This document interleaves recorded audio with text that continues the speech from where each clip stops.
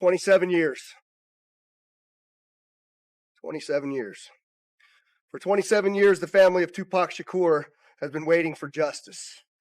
We are here today to announce the arrest of 60-year-old Dwayne Keith Davis, a.k.a. Keefy D, of Tupac. It started with a headline that shook everything. After decades of silence, Dwayne Keith D was arrested in connection with Tupac's case. On paper, it looked like justice finally catching up, but almost immediately, cracks began to show, because while the public saw closure, insiders saw the beginning of a much deeper story. And that's where things started to feel off. In the House of Blues, and I think LL probably was performing at that time. It was just me and Puff. Then the dudes from Black Hands came in. And we didn't have that many people with us. But then Keefy D shows up and he got like 15 or 20 guys with him. So they all around us. And it make it seem like our team is strong and we all together. But they there with Keefy D. So Puff is bringing him in and giving him tickets, you understand, for his manpower. You understand? And Keefy D, he had to know that Puff was only doing that so he could keep the Bloods off our ass, because if we got the Crips with us, we do got enough dudes. And Keefy D is not gonna, at that time, he was such a boss that his dudes wasn't gonna let anything. Keith D didn't act like someone afraid of prison. He acted like someone who thought he was protected. For years, he reportedly claimed he had some kind of understanding with federal authorities, something close to immunity. But here's the part people miss. That protection was never as solid as he believed. And the moment he stepped outside those limits, talking in interviews, sharing details publicly, that shield may have disappeared. Based on what has been said and what has been done in the media, if he does that, it seems like he did contribute to the Tupac. You knowing what you did, you understand? You knowing how you played the game and played this dude. If he's down and out, you understand? Why you shouldn't throw him nuts? And then the conversation shifted toward powerful names.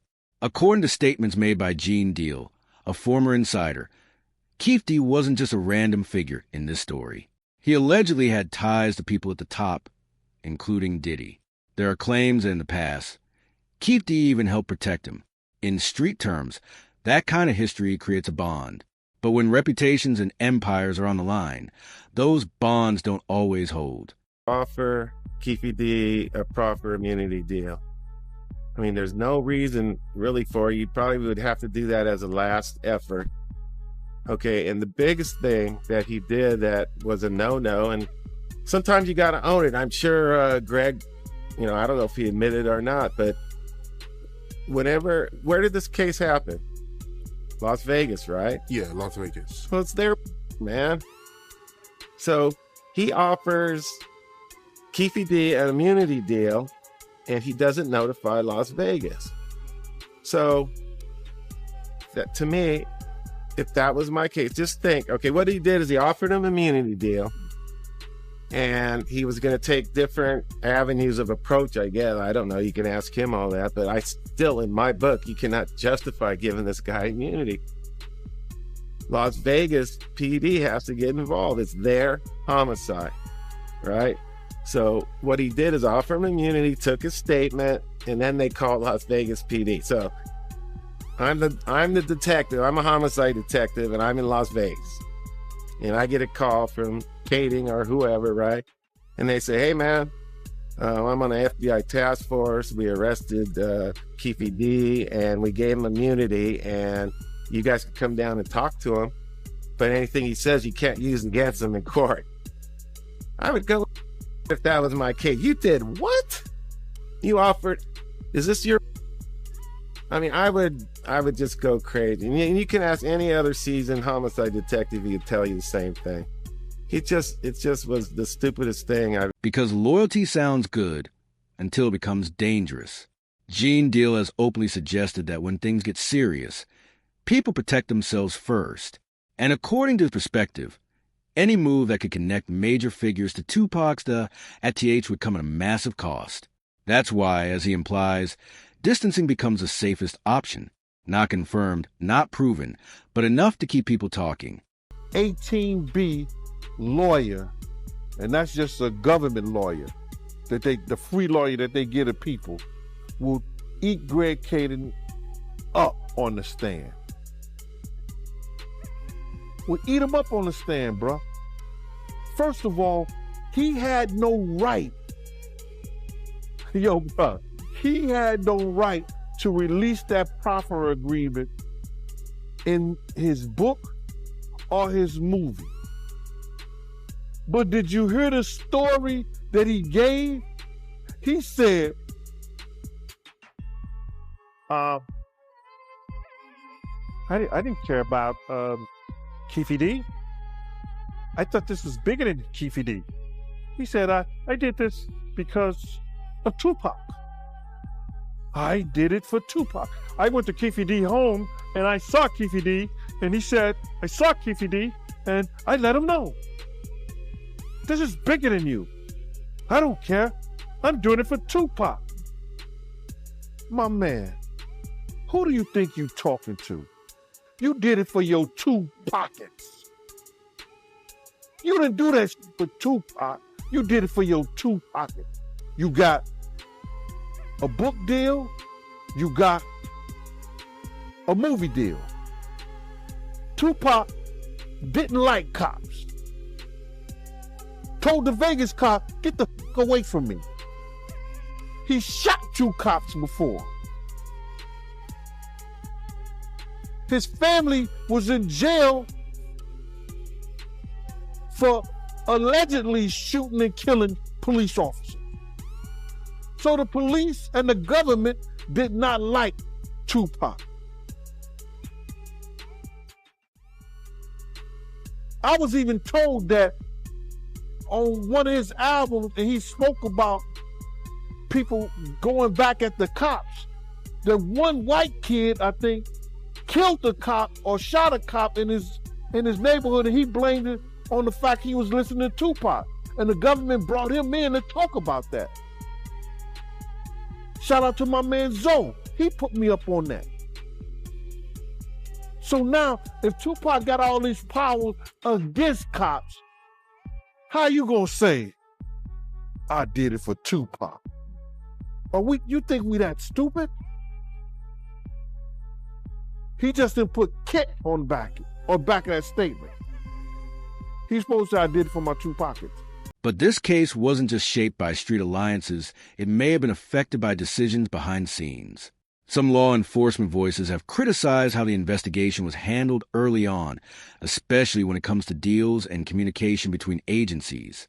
According to those accounts, certain choices may have created confusion instead of clarity. And once that happens, cases don't just slow down, they drift. Somebody else, and that happens to us all the time. They caught a bullet that was for somebody else. You know, that's what happened to Big. But Big wasn't Clark Kent. What Tupac did, they say in rap songs all the time. Dude's been battling throughout the years, and until that drill stuff came around, who was dying from it? Who got from it? When LL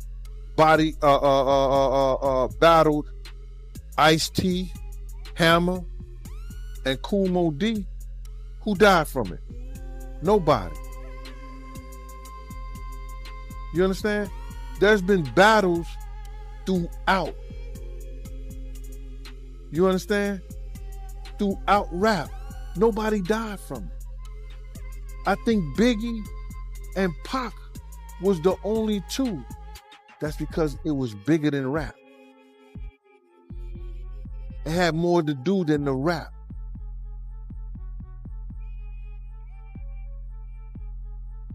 Biggie and Pac is dead because they wanted rap to be where it's at right now. They wanted to control it in a way that, one, a revolutionary will never let you control that. And even though Big was a street philosopher, they still would have came together. You understand what I'm saying? Pac being a revolutionary, you know what I'm saying? In his rap, he still was friends with Big. And once they sort that stuff out, rap would have never been the same. It wouldn't have been what it is today. They wouldn't have had that control. When you say that Big got killed because he caught a bullet that wasn't meant for him, what you mean by that? This is from me being there, right? This is from the FBI investigation, right? That bullet may have been meant for Puff, because the dude came down to Puff first. Now step back for a second, because this is where it gets uncomfortable. There's a growing belief, still debated, that Tupac and Biggie's deaths were bigger than a simple rivalry. Some argue it shifted the entire industry. Their absence changed power structures, influence, even profitability. That doesn't prove anything, but it raises a question people can't ignore. That they know in order to have a case, they got to come up with some kind of evidence, and they got to have Keefe D say and point to some kind of evidence that Diddy put out the hit on Tupac. Yeah, they gonna press him. They pressing him so bad, and I don't know how I should say this, that a couple of weeks ago, a week or two ago, they beat him up. And then there's a rumor that refuses to disappear. A piece of footage. Allegedly, a tape that could connect everything in a way no testimony ever could. No official confirmation, no verified release. Just whispers that it exists somewhere. But if something like that ever surfaced, it wouldn't just reopen the case. It could rewrite everything people thought they knew. Run a multi-million-dollar drug ring. So he got some street game and some kind of intelligence if he did that, you know. But as far as the fact of them finding evidence like that, that would be cray-cray. That's real crazy. And if they trace it back to the ballistic, but I don't believe they have any ballistics that to trace back to those bullets. They can find bullets, but what ballistic they have to trace back to say that those were the type of bullets? They all had a type of bullets. You understand? They don't stop making bullets. But ironically, the most damaging evidence might not be hidden at all. Investigators have made it clear that public statements matter. And Keefe D talked a lot. Interviews, appearances, even written accounts. According to legal experts, once you speak outside protected environments, those words can come back. And in this case, they already have. What makes this even more complicated is that some investigators have suggested there was never true immunity to begin with, only limited protections during specific conversations. If that's accurate, then everything said outside those moments becomes fair game. And suddenly, what once looked like confidence starts to look like a miscalculation.